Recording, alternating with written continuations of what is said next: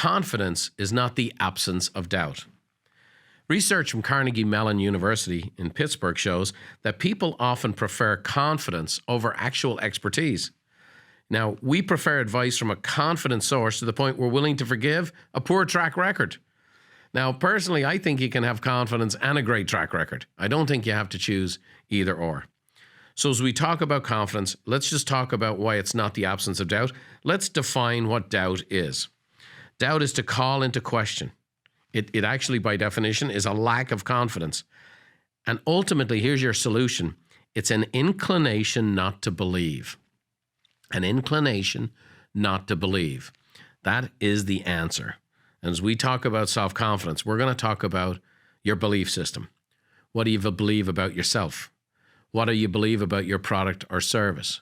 What do you believe about the future? What do you believe about people? You know, I made my fortune first in the real estate business, and then training real estate agents, and then mortgage professionals, and then entrepreneurs, all about how to work by referral. Working by referral is based on one particular belief system. That if I treat people well, if I exceed their expectations, if I do more than they're asking for, if I give good energy and I have a good attitude and I'm pleasant and kind, and then I apply some marketing principles to support it, remind them, put my name first and foremost in their mind when they think of what it is I do, and when they meet someone who needs what it is I do, that people are going to refer me. I've believed that for 35 years. Now, I was raised with that. I was trained in the family business that if we did a great job, my grandfather, Harry Buffini, his picture's here behind me, and he had a phrase, can you put your name to that? And then my dad reinforced that, can you put your name to that? Because you had to put your name to the work you did every day, because if you worked in such a way that exceeded what the client expected, that they would ultimately send us business. I took that principle and some kind of next level marketing approaches, whether writing personal notes, sending out items of value and marketing pieces, doing pop buys and client parties, and all kinds of just cool things to exceed my customers' expectations, the mints on the pillows.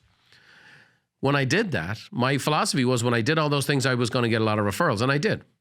And I was outselling my competition by a factor of 10 as a fellow in his mid-20s.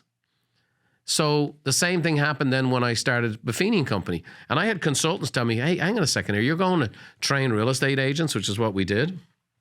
And they said, your whole business philosophy is based on if you train these people and they're successful, that they're going to tell other realtors about you. Well, those realtors are their competition. Now I said, hey, we're going to teach people that when you do it right, you don't have any competition because you have your own database and your own list of relationships. And through I had 4 or 5 major consultants tell me we were on to a flawed model. Our company grew after its second year. We grew by no less than 49% a year for 10 consecutive years. All by referral, all by exceeding people's expectations, doing more than we promised, treating people great, and then reminding them and letting them know. And if you've ever listened to this podcast, I love doing this podcast. I love preparing this podcast. I don't get paid for this podcast, but I'm excited to tell you about this podcast. I'm excited to have you refer this podcast to your friends. We've reached 20 million downloads of this podcast. The vast majority of that was before we had any marketing at all or any promotion at all.